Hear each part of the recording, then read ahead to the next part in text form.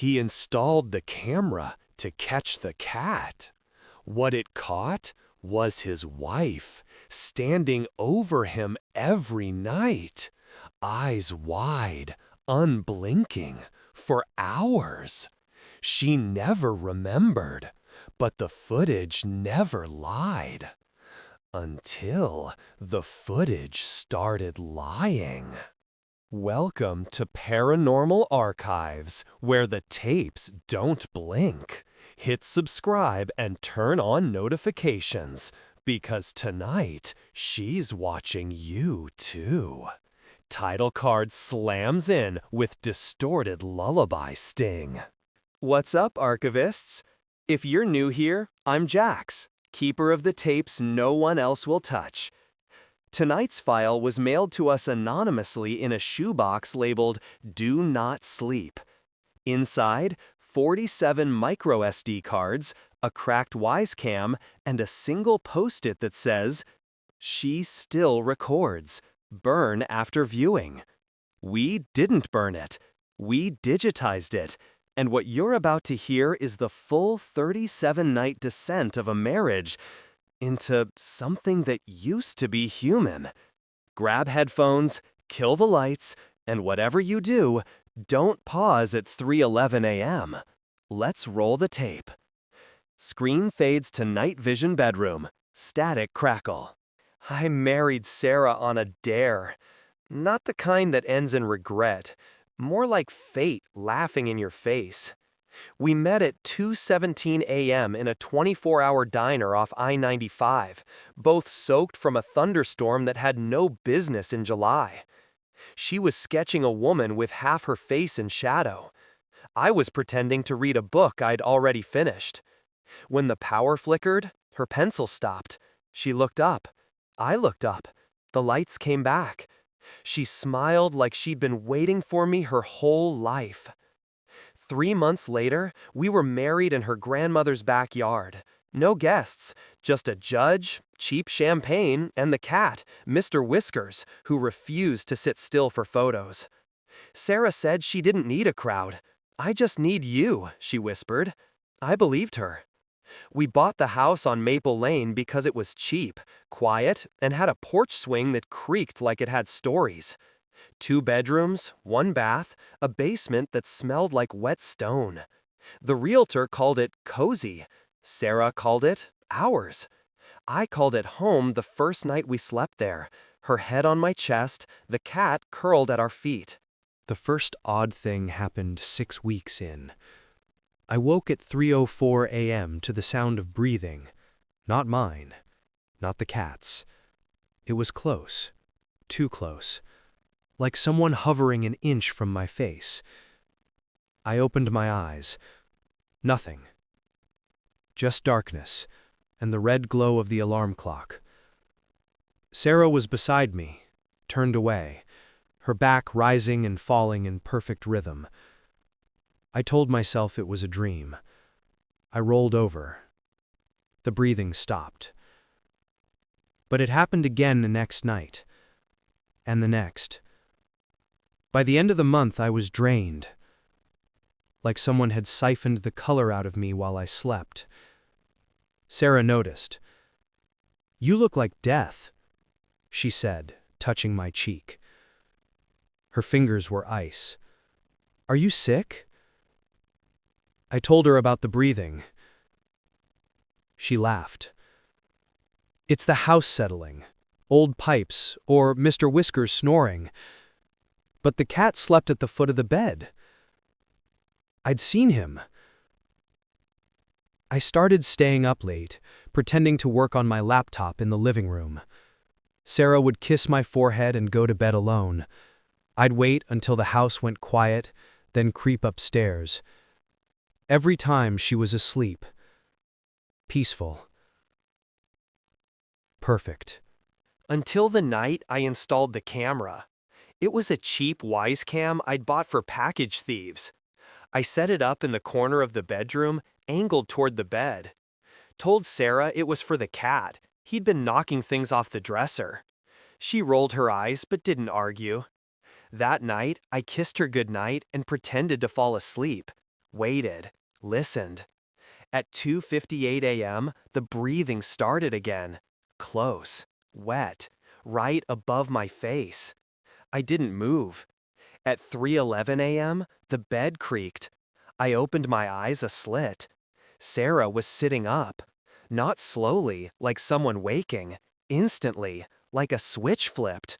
Her back ramrod straight. Her head turned toward me with a speed that made my stomach lurch. Her eyes were open, wide, unblinking. She stared for 4 hours. I know, because I watched the footage the next morning. In the video, I'm pretending to sleep. Sarah sits up at 3:11, doesn't yawn, doesn't stretch, just sits, then turns her head, too far, too fast, and locks onto me. Her face doesn't move, not a twitch, not a blink, just those eyes, black in night vision, reflecting the infrared like twin moons. At 3:47, she leans forward, inches, slowly.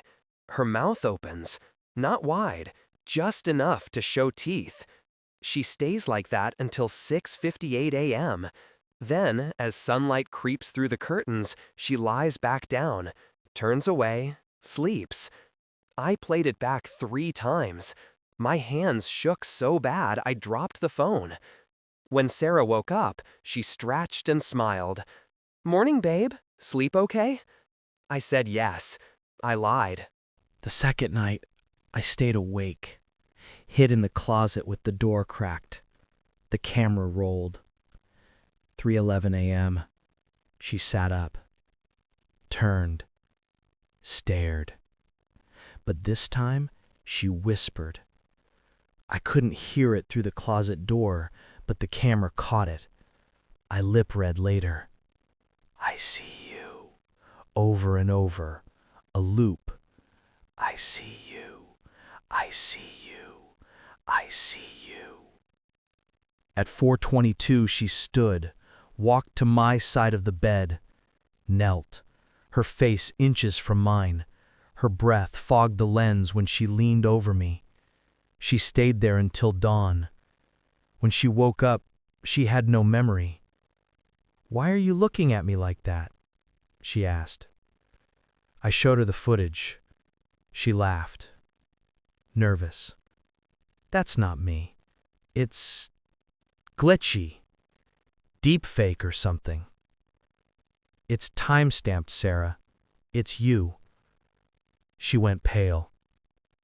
"I don't remember, I swear." We called it sleepwalking, severe parasomnia.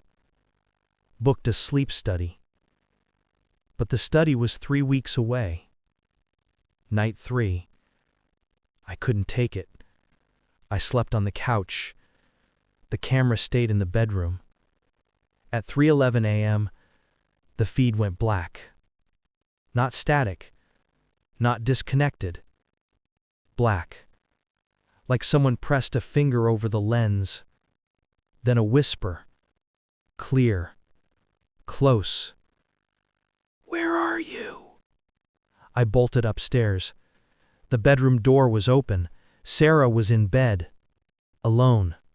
Sleeping. The camera was on the floor. Lens cracked. We fought. First real fight. "You're scaring me," she said. "You're acting like I'm a monster." "You are in the footage." "I don't remember." I slept in the guest room, locked the door. At 3:11 a.m., the doorknob rattled. Slowly. Click, click, click. Then silence. I didn't sleep. The sleep study came. They wired her up.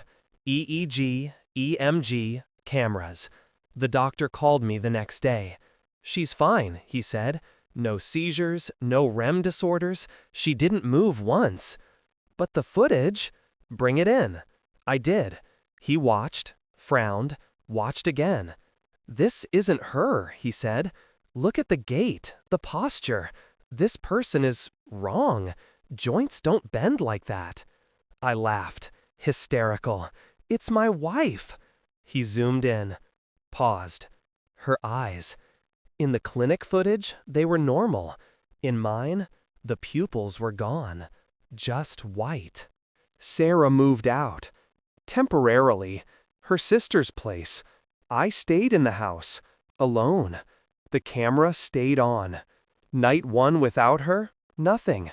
Night 2, the feed flickered. At 3:11 a.m., the bedroom door opened. No one came in, but the bed dipped, like someone sat. The indentation stayed for hours. I started digging. Old records. The house's history. Maple Lane. Built 1952. Previous owner, Eleanor Grayson. Died in her sleep, 1978. Cause, unknown. Autopsy, eyes open. I found a photo in the library archives. Eleanor. Same jawline, same eyes, same stare. Old film projector click. Sarah called. I miss you. Come home, I said. She did. We didn't sleep in the same room. I set up cameras everywhere. Hallway, kitchen, basement. Night 1, nothing. Night 2, the kitchen camera caught her, standing in front of the fridge, door open, staring inside, for 3 hours. The milk expired while she watched. I confronted her. She cried, I don't know what's happening. I wake up in places. The shower, the garage, once in the backyard. Barefoot, in February. We saw a priest, a medium, a hypnotherapist. The hypnotherapist put her under.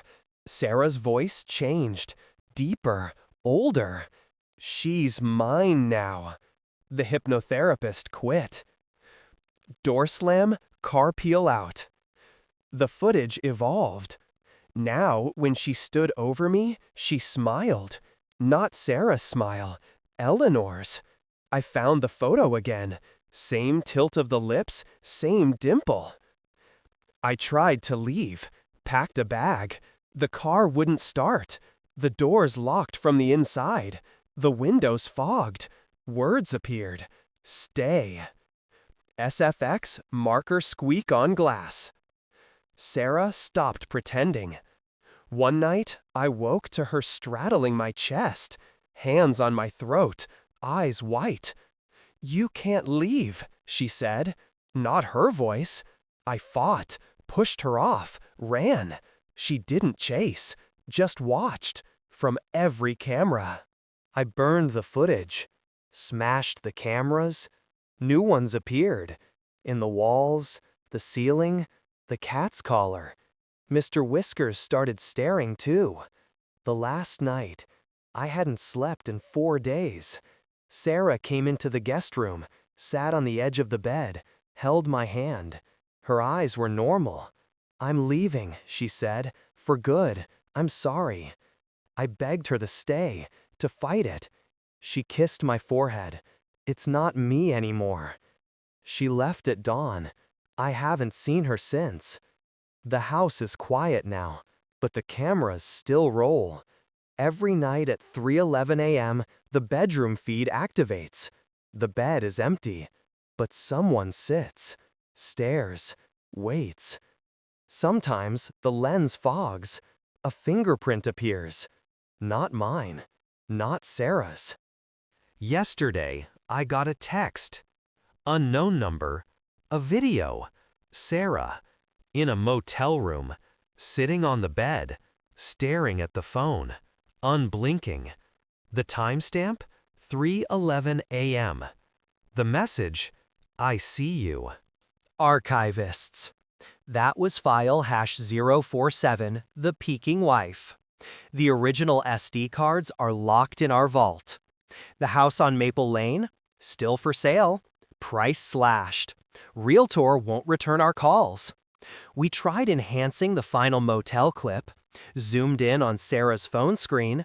Guessed what was reflecting back? Screen share, frozen frame, our channel logo in her eyes. Yeah, that's us. So here's the deal.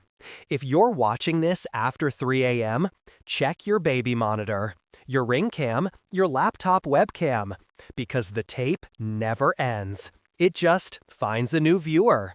Drop your sleep paralysis stories below. Did you ever wake up to someone watching? Best comment gets pinned, and their own cursed tape mailed to them. Kidding. Maybe. Smash that subscribe button like it's 3:12 a.m. and you're trying to outrun the stare. Ring the bell so hard it wakes the neighbors. Next week, the smiling man in the elevator. Actual security footage from a Tokyo high-rise. You won't unsee it. This is Jax, signing off from Paranormal Archives. Keep your lights on, keep your cameras off, and whatever you do,